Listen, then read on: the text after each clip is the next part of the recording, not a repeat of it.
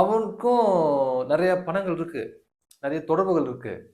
ஆனா அவன் மொத்த எஃபர்ட்டும் எனக்காக போட தயாராகிட்டான். என்ன காரணம்? நம்ம ஒரு விஷயம் நம்ம ஏமாந்துட்டோம் நினைச்சிட்டோம், பணம் போச்சு, திருப்பி பணம் ரிட்டர்ன் வரல.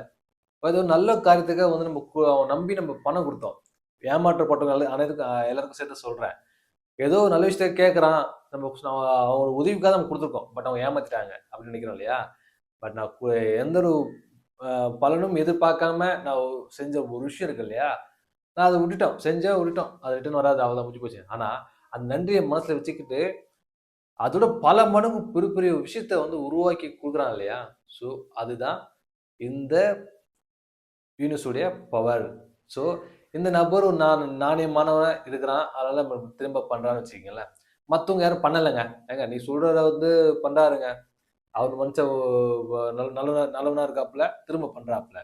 மற்றவங்க ஒரே இவர் மாதிரியே இருப்பாங்களா அப்படின்னு கேட்டீங்கன்னா, இவன் பண்ணலனா கூட நம்ம ஏமாந்துருக்கோம்.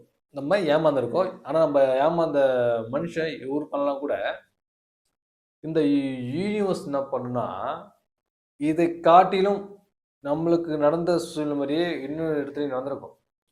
ஸோ நம்மள பத்தின விஷயங்கள ஒரு புரிதல வந்து ஏதோ ஒரு விஷயம் கனெக்ட் ஆகும். சொன்னேன் இல்லையா? சூப்பர் டீலக்ஸ் படமா சொன்னேன், போன போன வீடியோ சொல்லியிருந்தேன். அந்த மாதிரி கனெக்ட் ஆகும். கனெக்ட் ஆகும்போது இவன் செய்றத விட பல மடங்கு அவன் செஞ்சுட்டு போயிடுவான். ஆனா இது ஈக்குவல் பண்ணும்.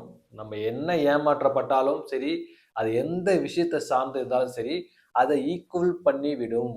நம்ம இறக்கும்போது நம்முடைய அனைத்துமே ஈக்குவலா தான் இருக்கும். நீங்க நல்லா உன்னிச்சு கவனிச்சுன்னு தெரியும்.